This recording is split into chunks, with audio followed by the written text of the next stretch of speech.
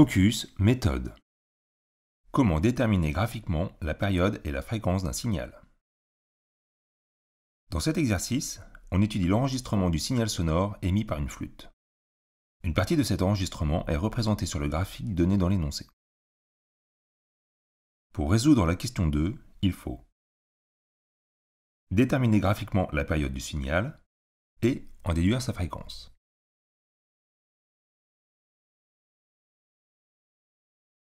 Comment déterminer la période d'un signal? Un signal est périodique lorsqu'il se répète, c'est-à-dire qu'il est constitué d'une succession de motifs élémentaires. La période, notée grand T, est la durée d'un motif élémentaire. Ici, grand T vaut 4 secondes.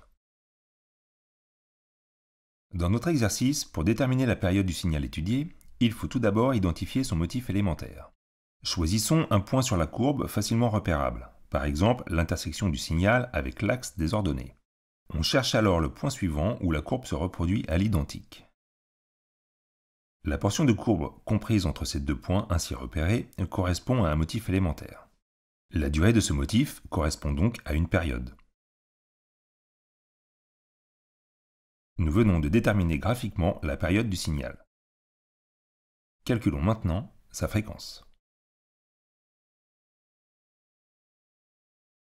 Nous savons que la fréquence, notée petit f et exprimée en Hertz, est une grandeur liée à la période grand T par la relation petit f égale 1 sur grand T, où grand T est exprimé en secondes. Il faut donc commencer par déterminer la valeur de la période grand T.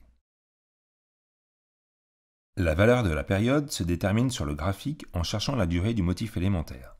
Pour cela, on identifie sur l'axe des abscisses les coordonnées des deux points délimitant le motif élémentaire. La période est égale à 2 millisecondes. Il aurait été possible d'utiliser d'autres couples de points pour déterminer la période. Dans ce cas, les abscisses sont environ 1,3 millisecondes pour le premier point et 3,3 millisecondes pour le second. La durée du motif s'obtient alors en faisant la différence entre ces deux abscisses, soit 3,3 moins 1,3 égale 2 millisecondes. Attention aux unités. L'axe des abscisses est ici gradué en millisecondes, or la période doit être exprimée en secondes pour calculer la fréquence en Hertz. Il faut donc convertir le résultat obtenu. Ainsi, la durée du motif, égale à 2 millisecondes, équivaut à 0,002 secondes. On procède ensuite au calcul de la fréquence. Petit f égale 1 sur grand T, soit 1 divisé par 0,002 secondes, petit f égale 500 Hz.